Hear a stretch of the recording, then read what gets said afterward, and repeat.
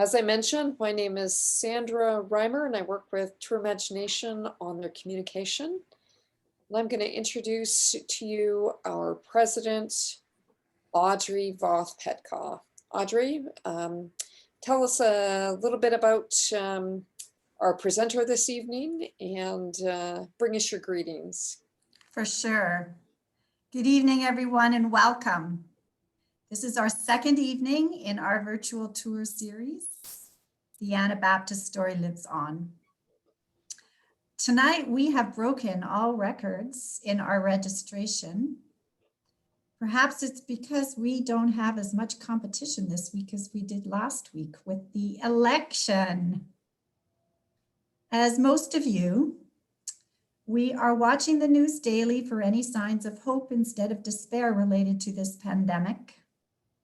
I have to tell you, big needles are not my favorite thing, but hearing the announcement of pending success with the vaccine makes me pretty excited that we are going to be traveling again soon. Hopefully next year. We don't know when, but I'm ready. I don't know about you. Well, tonight I would like to introduce you to John D. Roth, who is professor of history at Goshen College. John serves as director of the Mennonite Historical Library and editor of the Mennonite Quarterly Review. He has published widely on topics related to Anabaptist Mennonite history and church life, and has enjoyed various ecumenical involvements. More recently, he is the founding director of the Institute for the Study of Global Anabaptism at Goshen College, secretary of the Mennonite World Conference Faith and Life Commission, and is currently focusing on several research projects related to the Global Anabaptist Fellowship. John and his wife, Ruth, are the parents of 4 adult children and 4 grandchildren, and are active members at Berkey Avenue Mennonite Fellowship in Goshen, Indiana. John, we are looking forward to your presentation tonight. It's all yours.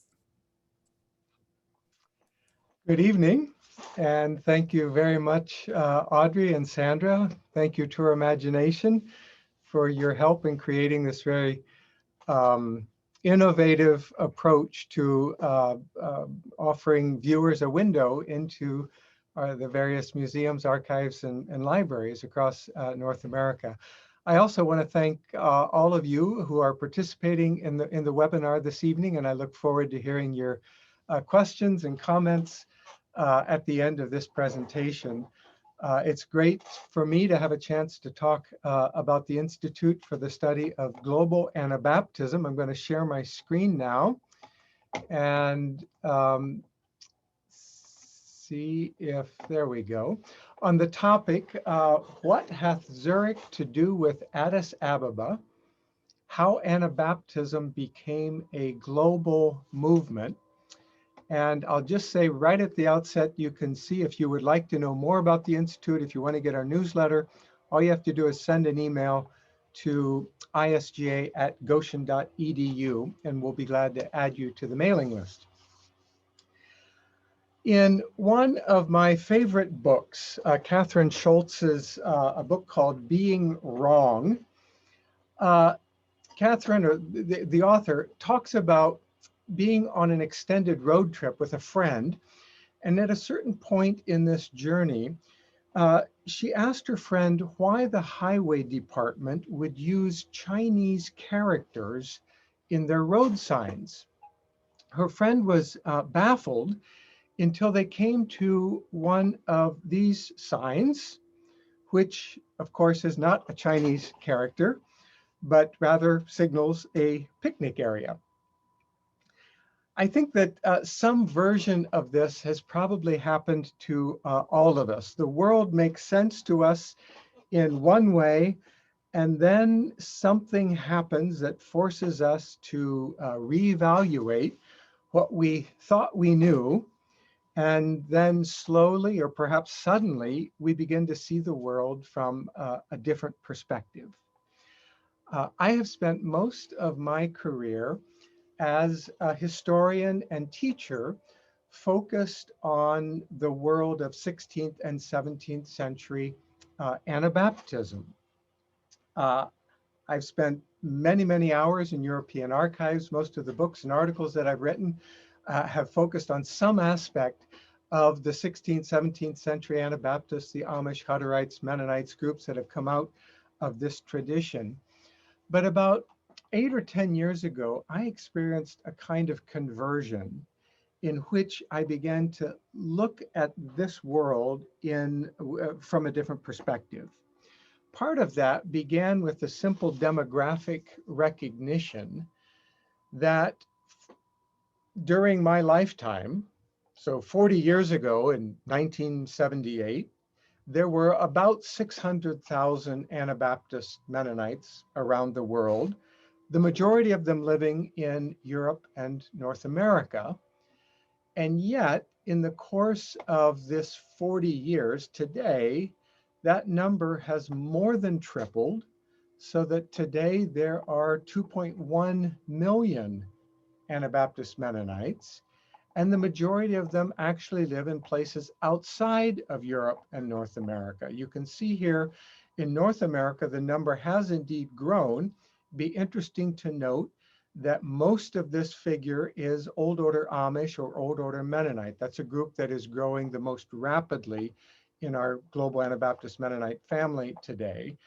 But if you would take the groups in North America who are in some ways consider themselves the carriers of Anabaptist identity, if you take MC USA, MC Canada, Mennonite Brethren Church, the Brethren in Christ Church, Church of the Brethren, those groups in North America, today we make up about 8% of the global Anabaptist family. Here you see a similar graph that shows what percentage of the whole each of these groups make up. And so 40 years ago, North America was half of us. Today, we're a third or a little bit less. And by contrast, or the corollary of that, is that Anabaptist groups in Africa and in Asia and in Latin America are the groups that have grown the most.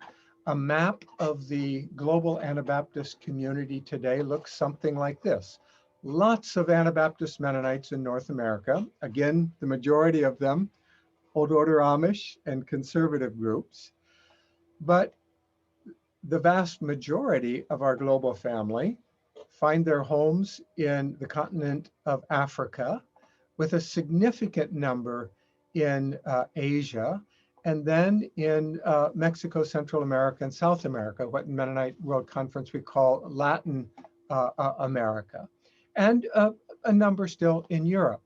But something profound has happened. If you think of Anabaptist history and the sweep of 500 years, we have been moving along mostly as a European and North American family, a group, until in our lifetimes, we have undergone this dramatic demographic revolution.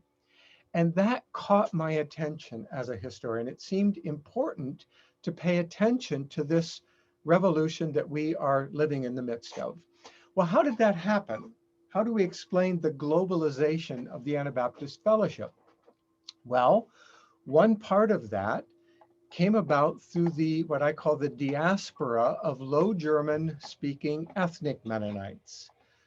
So in the 1870s, groups of Mennonites moved from South Russia to Canada. And then in the early 1920s, frustrated with restrictions from the Canadian government on education, a significant group of Bergtaler, Kortitsa, Low German speaking Mennonites moved to Mexico, to the Cuauhtemoc area, and have flourished there. About the same time, a group also began to move into Paraguay. And then as unrest continued in South Russia, the Bolshevik Revolution prompted another group to leave South Russia and settle in South America. Following the Second World War, another influx of immigrants coming out of Europe into Paraguay and Brazil. And these groups have flourished so that today there are perhaps 200,000 Low German speaking Mennonites living, some of them in quite isolated colonies in Mexico, Belize, Paraguay, Brazil, Uruguay, Bolivia, and now increasingly in Argentina and even in Chile. A second explanation for the globalization of the Anabaptist family is the mission movement. Mennonites, by and large, participated in the larger Protestant mission movement that characterized the 20th century. Before 1900, there were only a few. I mean, missions started, the Dutch were sending missionaries to Indonesia in the 1850s. So there were maybe 5 or 6 missions from Mennonite groups before 1900. And then from 1900 to World War I, there was or additional maybe 25 groups. Immediately after to World War II, in the first half of the 20th century, about 25 groups. And then immediately following World War II, an explosion of missions, 50 more groups. And in the years since then, about 80 additional Mennonite mission initiatives. So that today, in very standard missionary form, the Mennonite or Anabaptist Mennonite group has found itself represented in countries all around the world. A third form of globalization is the growth of what I call neo-Anabaptist networks. In various parts of the world today, there are earnest Christians in their own denominational groups who have read church history or studied theology and are attracted to Anabaptist forms of faith. Many of these people don't leave their own denominations, but they have sought common fellowship. They've sought connections with others and created networks around the idea of Anabaptism. So in Great Britain, there's an Anabaptist network. In Australia, New Zealand, in South Africa, in China. There are various of these neo-Anabaptist networks. But by far the most significant factor in this astonishing growth of the global Anabaptist family is what missiologists call indigenization.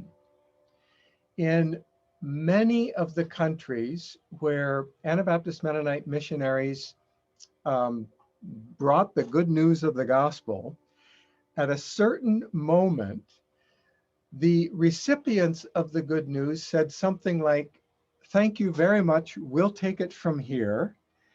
And at the moment that indigenous recipients of the gospel began to translate it into their own language, their own idioms, began to write their own hymns, began to adapt the gospel to the cultural forms that made sense to them, we have seen these astonishing growth in particularly in Africa, Asia, and Latin America.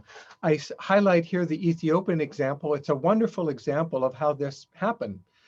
Missionaries in the 1940s went to Ethiopia, did very traditional things. They started schools, clinics, hospitals, and had modest growth. Then in the late 1950s, as part of the East Africa Revival movement, there was a kind of charismatic movement among young people, the Heavenly Sunshine movement, still part of this Mennonite mission, that led to some growth. But it was in the 1970s when a Marxist regime was established in Ethiopia, gradually became more and more oppressive to Christianity. In 1982, the government closed, basically outlawed Christianity, imprisoned the church's leaders. And it was in those years of persecution that the Ethiopian church, the Mesarete Christos Church, in effect went underground, created cell groups, began to meet in small groups, stayed connected with each other, began to produce their own curriculum that they secretly distributed. It was often women who were crucial in this underground evangelization growth by cell group. And when the government restrictions were removed when the Marxist government was thrown out in 1991, a very small group, which had started with maybe 5,000 or 8,000 people, had grown to 50,000 people, and that growth continued. And so today, the Mesorete Christos Church in Ethiopia has, I think the numbers are not entirely clear, but I think 370,000 baptized members, and on any given Sunday, probably more than 400,000 people participate in an MKC worship service. And that story has been repeated in other places as well. So there are very large Mennonite-related churches in the Congo.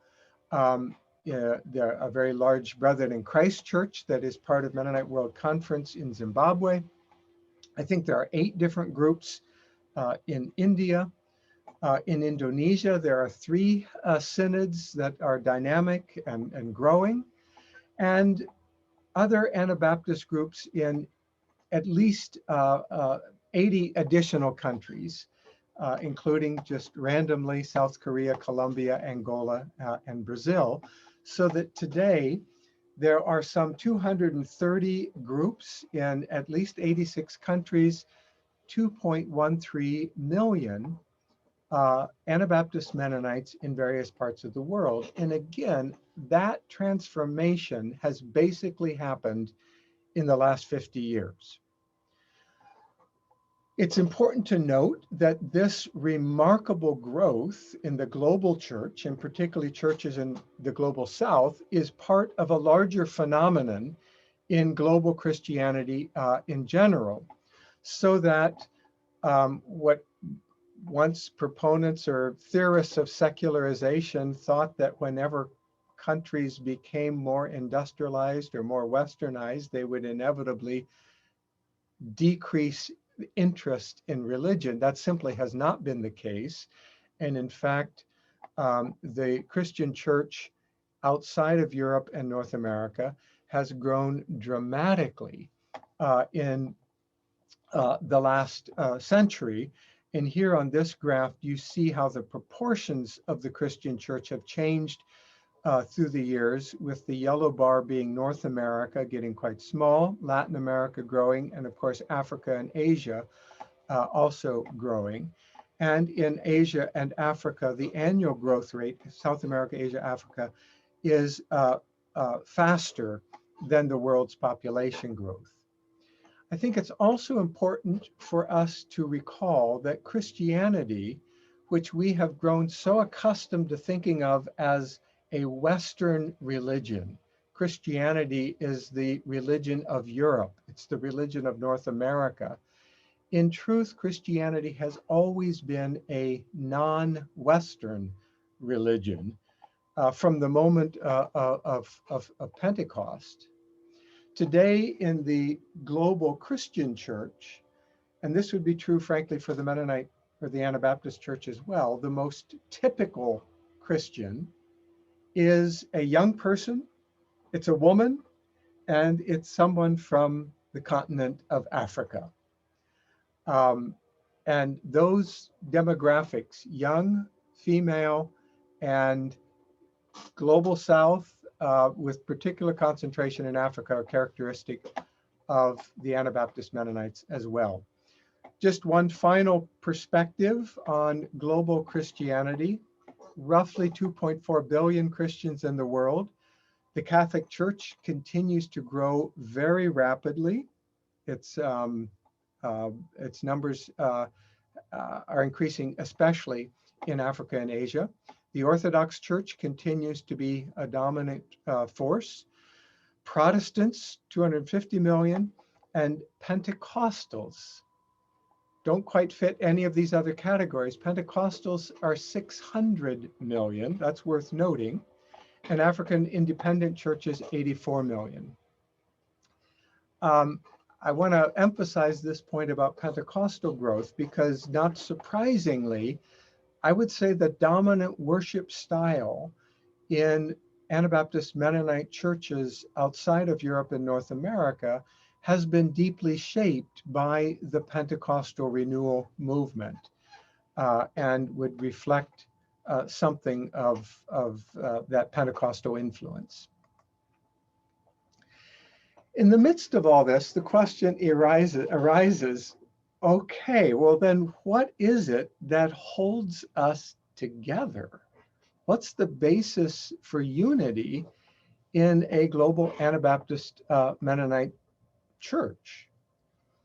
One answer, it's an answer that I have found particularly attractive, is that there is a form of unity that is encouraged or nurtured or fostered by Mennonite World Conference. So there are 107 member groups of Mennonite World Conference. They represent more than 60 countries.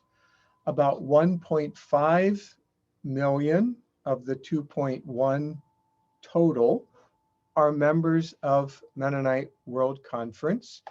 And here you get a sense of Mennonite World Conference members of our distribution, so that almost half of Mennonite World Conference members are from Africa, a quarter from Asia, and then the rest from Latin America, North America, and Europe. And through its global assembly, through the work of the commissions, through its publications, through Courier, through Yaman, the Young Anabaptist Mennonite Exchange, Mennonite World Conference works very hard at connecting the groups that make up its membership. On this question of identity, I think we also might be tempted to think about we are connected through our history.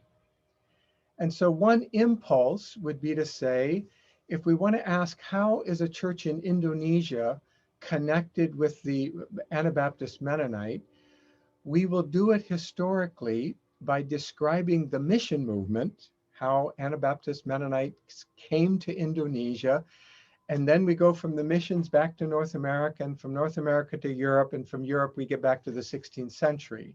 So we describe the global church as sharing our history. That's, I think, one standard impulse. I would like to challenge that impulse to say that we have a history that is now shared with the global church, we being the 8% in North America. I've set myself recently the thought experiment of how would I tell the narrative, the Anabaptist narrative from the 16th century? How would I tell the story that starts with the January 21, 1525, the baptisms in Zurich? How would I tell that story differently if I assumed that the arc of the narrative from that very moment was heading not to North America, but the story was heading towards the global church? I think that calls for a different way of thinking about history, a different way of telling the story.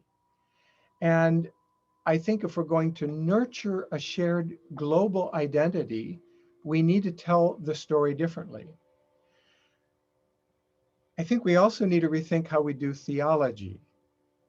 Our initial impulse is to say something like, we can help the global church connect with us, or we will help them understand what it means to be Mennonite by defining some standards. We have the list of what it means to be Mennonite, these faith beliefs or these practices, and then we will serve as the accrediting agency. If a group emerges in Benin that wants to be part of the Anabaptist world, we will go with our clipboard and say, well, do you believe X, Y, and Z? Do you practice this, this, and this? And that's an understandable impulse until we step back for a moment and say, well, what exactly is it that qualifies us to serve in that role? Look at the fractured and the divisive reality of our church, and how would we can't even agree in North America on what it is that qualifies each other to be official members of the Anabaptist family. So why would we think we could define the terms for membership for the global church? Another way of putting this is that traditionally we have thought about doing theology, and then as missionaries, we do contextual theology when we find ourselves in a foreign culture. That's contextual theology. I'd like to suggest that in light of the fact that we are now 8% of the whole, it might be more helpful for us to think that all theology is contextual, including those of Anabaptist Mennonites in North America who have presumed to hold the keys of the kingdom, that we too are deeply embedded in a context, and that what we should be exploring with our global brothers and sisters is how the good news of the gospel is making sense in your cultural context. What parts of the culture do you embrace? What parts of the culture do you resist or transform? And that we imagine doing theology on from a different framework.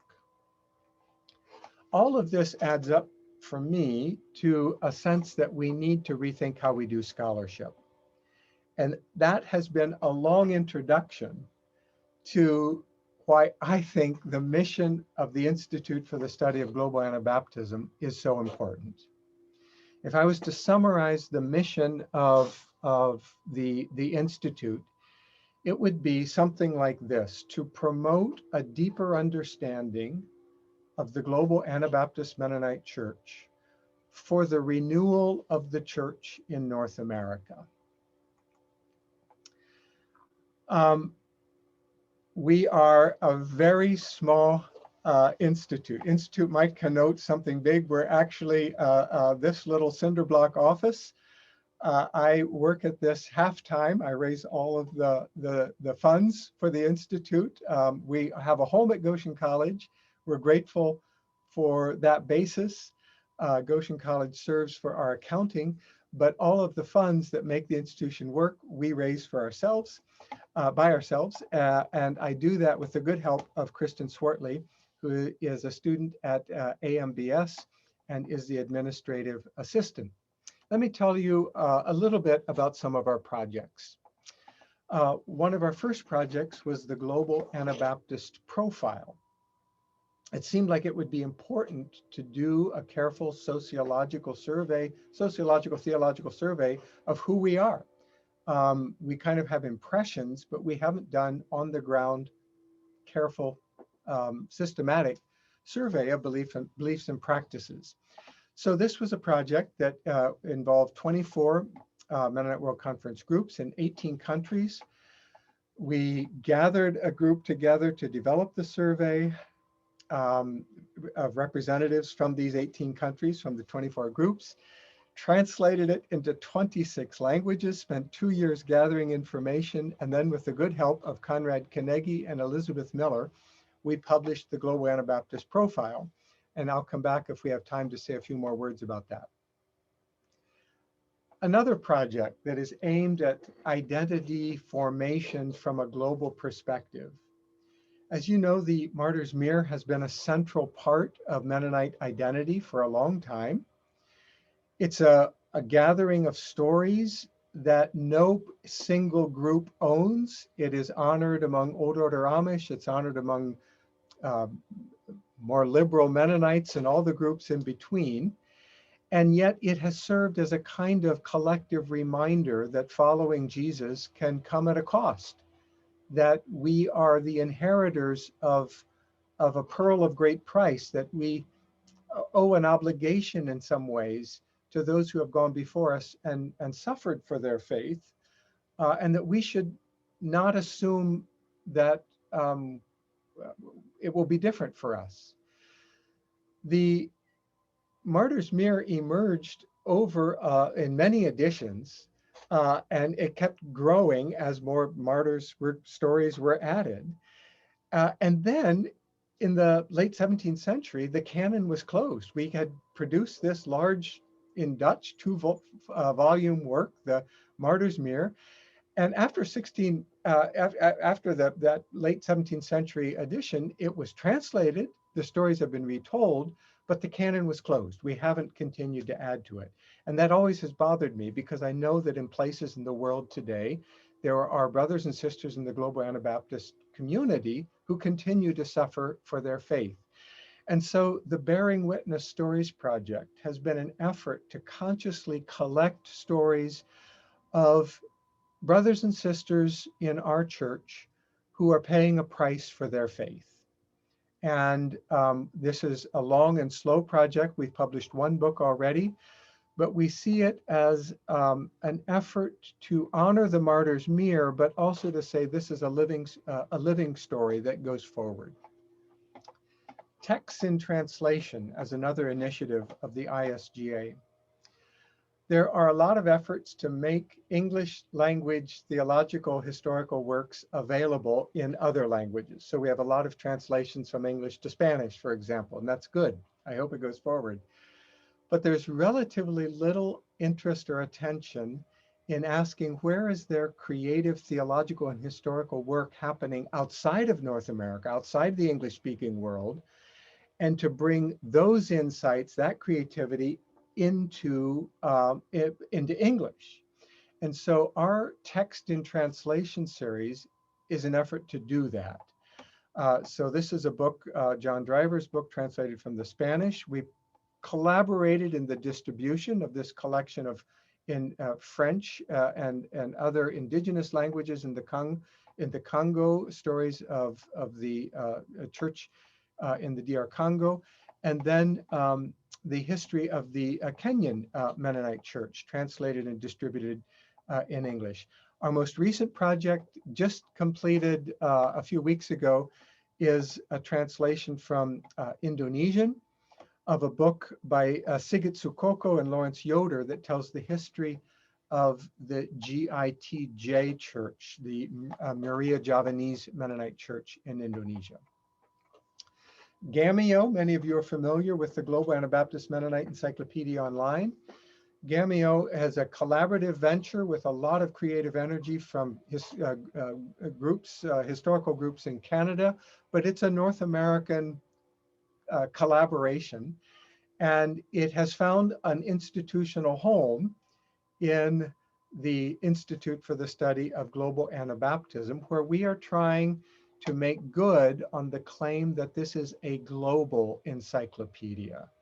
The overwhelming majority of articles come from the Mennonite Encyclopedia that focused on Europe and North America. We've made some progress and we continue to make progress, but we want to focus on adding carefully written, edited articles, authoritative articles to Gameo that reflect the global church. An encyclopedia is, of course, a carefully curated form of knowledge. So everything is filtered through editors.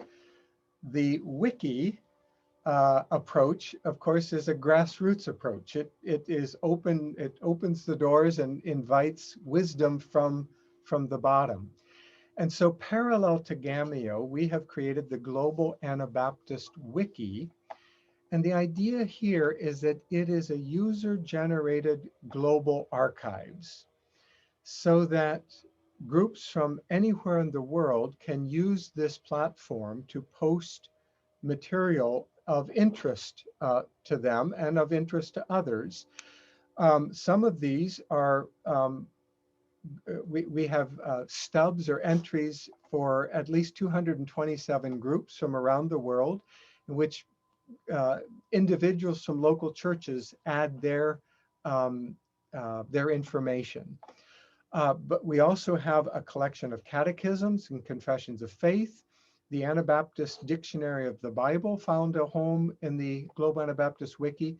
We have a very large and growing gathering of ecumenical documents. And our most recent project is the Biblioteca Digital Anabautista, which is an effort to bring together in a user-friendly form theological material in Spanish with a particular view of making it available to Samia, to Seba, to theological seminaries that are teaching in Spanish, often at distance education, and in the 200 and some articles, books and articles that are now posted on the Biblioteca are in a stable format. They're in a very user-friendly format so that you can read the text as if you were reading a book. And we're very grateful to our partners in helping to make that go forward. Power and preservation. A year ago, we hosted a conference that brought together historians, archivists, librarians, people who were memory keepers from, I think, 13 different countries. And we are aware that of the power of history, of story for preserving identity, but we also know that telling the story requires attentiveness to preserving archives and enabling access to archives. And so this gathering was an effort to collectively commit ourselves in various parts of the global church to the unglamorous work of collecting sources for future historians to be able to tell the story.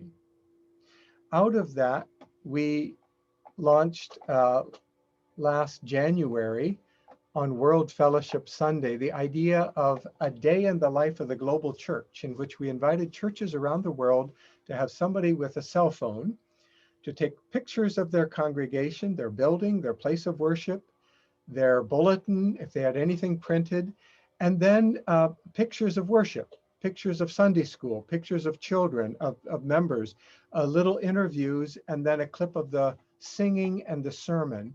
And we've uploaded all of those on the Anabaptist Wiki and see it as a way of slowly building up an archives that will offer future historians a window into how our churches gather in their various places for worship. Finally, the Institute for the Study of Global Anabaptism has worked very closely with Mennonite World Conference in helping to plan an annual series of events that commemorate the 500th anniversary of Anabaptism in a different cultural context. So we're always asking, what does this 500-year story mean to you today? We started in Augsburg, but then we went to Kenya, to Costa Rica. We were about to go to British Columbia. We've been disrupted by COVID, but we hope that that will pick up again and that we will continue in that series. I think my time is just about up. Maybe it is already. I was going to just give a little window into some of the results from the Global Anabaptist profile. I'm just going to click through this, so I might frustrate you by going very, very quickly, but I do want to give you time to offer questions and comments. But I will say you can find the full report at our website, and I'll show you how to get there at the end of the presentation. But what did we find from our global profile? Well, our churches are growing rapidly, and with that, there is a need for theological education. It has to be affordable, appropriate, and accessible. The reality of persecution. In Africa, Latin America, and Asia, a not insignificant number of our brothers and sisters say that they experience persecution often of one form or another. Responding to Muslim neighbors came through very clearly. We have widely differing experiences of how we encounter our Muslim neighbors. Some settings are adversarial, some settings are collaborative, but this is a reality for all of our churches, and it, I think, requires attentiveness and listening to each other as we seek positive ways of moving forward. significant differences in ethical practices, differences in understanding of the Holy Spirit, of the charismatic gifts of the Holy Spirit. And here, North America and Europe, not surprisingly, perhaps are outliers vis-a-vis the majority of our global Anabaptist family. And not, finally, I would say, but maybe the biggest challenge is negotiating different worldviews. We have within the Mennonite World Conference groups traditional worldviews, we have modern folks, and we have postmodern. And we gather for shared worship, we gather to read scripture together, and we do it from different beginning points. And that calls for, I think, a special discernment of the Holy Spirit. How can we do that creatively together? So that, perhaps too rapidly, gives you some sense of the overview of what the Institute has been trying to do in the last 8 years. We publish a biannual newsletter called the Rhizome. If you'd like to subscribe to the Rhizome, if you'd like to be a supporter, we survive sort of on rubber bands and paper clips, but we're hanging in there. But we are glad for more support. If you'd like to receive the Rhizome or become a supporter, send a note to isga@goshen.edu. We would love to hear from you. And with that, I will come to an end and turn the time now over to you for your questions or comments. It's great. Thank you very much, John. We appreciate that. And just to note that in a follow-up email, we will be sending out all the links that you've been shown and have been talked about tonight. So don't feel like you have to scramble to get them down or that you missed anything. And John, before we get going with everyone's questions, I can tell this is a topic you're really passionate about. Can you maybe say, was there an incident or something that triggered your passion on this topic of global Anabaptism? Yes, and it has to do with the with elections of all things. Oh. in 2004, well, if you go back one election prior to that, in 2000, we had really a hotly contested election in the United States. And it became clear to me that Mennonites in my communities were increasingly aligning along fairly predictable cultural divides, the red-blue here in the United States. We unfortunately only have two parties, unlike the Canadians and many other more enlightened countries in the rest of the world. And it troubled me to see how rapidly Mennonites in the United States were echoing the basic messages that one could hear on talk show radio or the TV pundits on either side of this growing divide. And I was looking for a frame of reference to try to understand, well, what's going on here? How do we engage politics in a meaningful and creative way that doesn't just repeat this? And I became aware that at precisely the same moment in Paraguay, a presidential candidate was emerging on the national scene in Paraguay, who was elected, and soon after that sought out Mennonites, Paraguayan Mennonites, to serve in the cabinet because they were regarded as sort of above the political fray.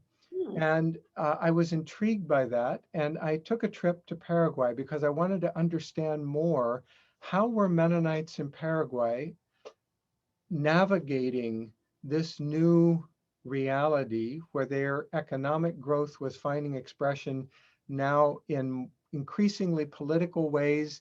Could we learn something from what they were doing? And having another perspective outside of the United States to help me think more clearly about what was happening in the United States. And I came back from that experience deeply moved by both what I encountered in Paraguay and by the the pedagogy of trying to think through what does it mean to be a Mennonite through the lens and perspective of Mennonites in dramatically different cultural contexts. And out of that grew then connections, ecumenical, well, there were some other paths into the global church, but I became increasingly involved in Mennonite World Conference. And I experienced a conversion. I have to say, I still love 16th century sources. I still am steeped. I would love to talk about the 16th century. I haven't turned my back on that narrative, but I see that narrative in just a completely different way than I did 10 years ago. Wow. Well, that's very cool. So diving into some of the questions here. I think, let me go to the Q&A. Tina had asked one. She's wondering if the Goshen Library has any material or information on the move to Mexico in 1922. Sure.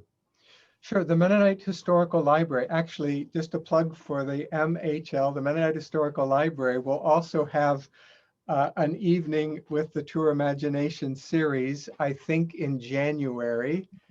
So watch for that. And I serve as director of the MHL, and that is a collection that has tried to be exhaustive, comprehensive in what it collects. And we would have a great deal of material, perhaps not as much as Winnipeg, but we would have lots of material on that move from Canada to Mexico. That's great. Both English, but mostly in German. Okay. And John Thiessen is asking, in Western Canada, the conversion of Indigenous peoples left a legacy of great pain. How have Mennonites avoided this in Africa, or did they? No, it's a great question. And it's the next frontier. You know, we have been re-examining our past in a variety of really important ways, whether it's Mennonite involvement in National Socialism, Mennonite complicity in in a whole number of ways. We've had to retell our stories in a confessional mode. And there is an enormous amount of good that has come about by the mission movement. And I think it would be short-sighted to simply sweep that all away as so much neo-colonialism or colonialism at its worst or something like that. But embedded in that is also a legacy of dependency, of arrogance, of the imposition of culture that we haven't fully engaged. In that history of the Indonesian, the GITJ Church in Indonesia, that I'm thrilled that we finally, that we're publishing. It's available in English. I'd love for you to get it in your libraries. I could weep at this. I discovered Mennonite missionaries came in 1852, the first baptisms. It wasn't until 1928 that the Dutch mission first ordained a Javanese pastor. It took 70, 80 years for the first ordination to happen. And the echoes of that dependency continued to so even as we tell these stories, there need to be many tellings of the same story. And this version that is captured in this book is an important first start. There needs to be a more judgmental, there needs to be a more critical telling of that story. And I think that will probably come with future historians. Wow. And Dawn is asking, has there been any attempt to quantify the number of members of churches that teach Anabaptist theology, but have no connection to traditional Anabaptist churches in the US and Canada? It's an interesting question. There has indeed been a significant broadening of interest in sort of university seminary settings in Anabaptist Mennonite theology. And that's a change from, say, 50 years ago, when Anabaptism was widely regarded as the deformation of the Reformation.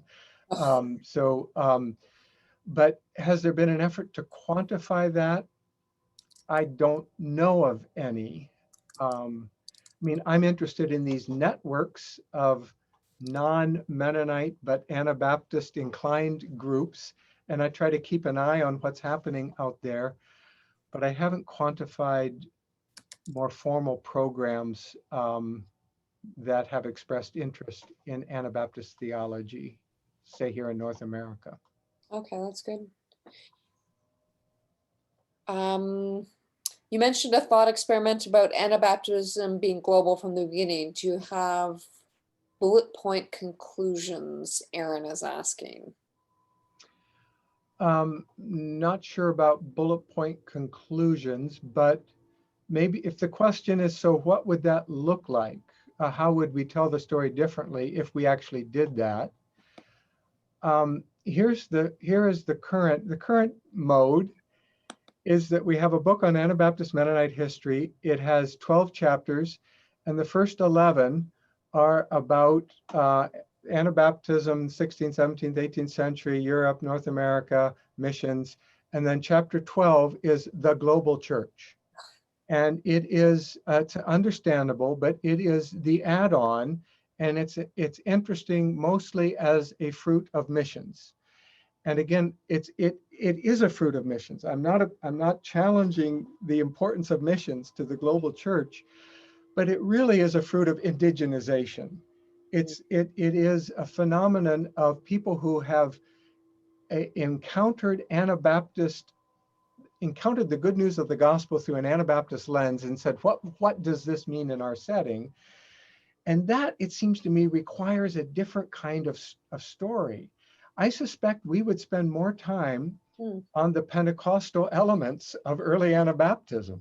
The early Anabaptists were a spirit-driven movement, and it got them into trouble. Münster is, the aberration of what happened, spiritualism going amok. But we have tended to dampen, we being historians in the North American tradition, we're kind of embarrassed by the prophets and dreamers in that movement and say, well, they're part of the fringe, but they're not at the core. I think we need to give a much bigger account for the work of the Spirit than we have if we're going to tell a narrative that is pointing towards the global church. That's just one example.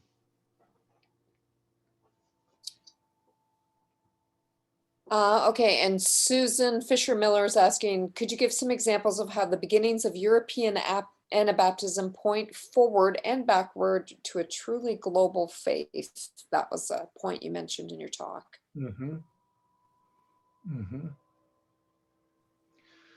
Well, I am struck by the fact that there is a universalizing element in the gospel from the very beginning. And so to the extent that this movement that starts among a tiny group of Jewish-speaking or of Hebrew-speaking people at the eastern edge of the Mediterranean Sea, an insignificant small group, very quickly moves out as a missionary movement and finds itself translated into other languages and cultures, so that already in the Acts of the Apostles, we're seeing this challenge of how is this message of Jesus translated into your culture? And what is it? How is it good news in this setting? And obviously in the missionary journeys of Paul, who's trying to communicate to a Greek world in language that people from a very different cultural framework might understand or might be challenged. And there's that creative effort that's going into that is part of the gospel impulse. And it's there from the beginning. And to the extent that the Anabaptists in Europe are picking up on some of that initial energy and excitement and recovering a missionary impulse. We also see diversity in the Anabaptist movement, so that the Dutch Anabaptists take on a different flavor than the Swiss and the South German. And we shouldn't be surprised by that. The Hutterites give this gospel a different form. All of us say mutual aid is important. All of us say we're just stewards of God's good gifts to us. We don't deserve it. And yet the Hutterites have taken one aspect of that and saying, no, sharing of goods is as basic as pacifism to you, or it's as central to the gospel. You can't be a Christian if you're still talking about mine and thine. So we see this diversity, a healthy diversity in the Anabaptist movement in Europe, and we see it extended. I mean, there is already a cross-cultural diversity among Anabaptist groups in Canada and North America. And what happens in the global church is an extension of that. And we should see it not as a problem to be solved, not how do we bring this all under one vision, one doctrine, one practice, but how do we see the light of Christ, the appeal to something that is bigger than all of us in the lens that has been given you. And I think it is a different posture than we're sometimes used to in our more defensive protection of our sectarian uniqueness. And I think it's the posture of the future. We have to let go of our claim on a unique identity that we are trying to preserve, and instead ask, how is this thing that we share finding expression in so many different ways, and how can we celebrate it, be part of it? That's great. There's a few questions around the same type of thing where people are asking if independents are part of the Anabaptist movement or part of another movement. So Laird says some of these churches, they're not Catholic, they're not mainline, not Pentecostal, but they have believer baptism. Is that, what's the defining thing that says, yes, this is Anabaptist, and this isn't? Is there anything? No, it's a fair question. I think, for the record, I think history matters. I think theology matters. So when I am challenging the sort of impulse to define ourselves historically or define ourselves by a set of theological criteria, I'm not trying to suggest that history and theology are irrelevant. They aren't. Mennonite World Conference, we worked really hard. It took a long time and a lot of voices. It was a messy process, but we have 7 shared convictions. I'd invite you to look them up if you don't know about them. But so we say, if you want to be a part of Mennonite World Conference, we have these 7 shared convictions that we think are sort of the gravitational center around which a lot needs to happen. And we hold those up. We don't use them as a confession of faith. We don't use them as a disciplinary tool, but we say, come to us if you find these attractive. And then we have certain expectations that you have gifts to share. You need to name the gifts that you are ready to share if you're going to be part of Mennonite World Conference. And we assume that you're also interested in receiving some gifts as well. I wouldn't turn my back. I wouldn't run from the traditional markers of believers' baptism, a concern for the gospel of peace, an interest in the church as the gathered body of community, a strong emphasis on faith, not as abstract doctrine, but in its lived practice. I think all of those things are markers that you would expect to find in groups that choose to identify with this movement. That's great. Okay, yes, and I see Mervyn has helpfully posted those shared convictions, and we'll include that in the follow-up email too. Thanks, Mervyn. Thanks, Merv. And I think we will wrap up this presentation with a fun question from Pablo. Pablo's asking, do non-Western Mennonites play the Mennonite game?